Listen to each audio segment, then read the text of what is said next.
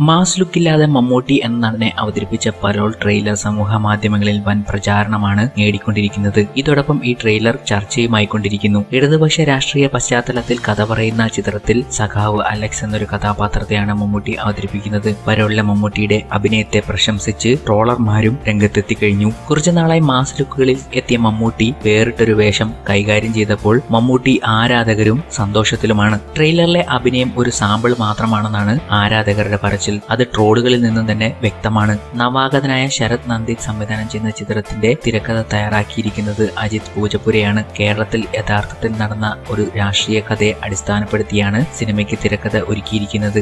Jail പശ്ചാത്തലമായ മമ്മൂട്ടിയുടെ നിരവധി ചിത്രങ്ങൾ ഇതിനു മുമ്പും പുറത്തിറങ്ങിയിട്ടുണ്ടെങ്കിലും അതിൽ നിന്നെല്ലാം തികച്ചും വ്യത്യസ്തമായിരിക്കും ഇതിലെ കഥയും അഭിനയമെന്ന് ട്രെയിലറിൽ നിന്നും സൂചന ലഭിക്കുന്നുണ്ട്. അവസാനം ജയിൽ പശ്ചാത്തലമായി ഇറങ്ങിയ മമ്മൂട്ടി ചിത്രം മുന്നറിയിപ്പായിരുന്നു. മമ്മൂട്ടിയുടെ വേറിട്ടൊരു അഭിനയം നമുക്ക് പരോളിലൂടെ കാണാമെന്നാണ് അണിയറ പ്രവർത്തകരും പറയുന്നത്.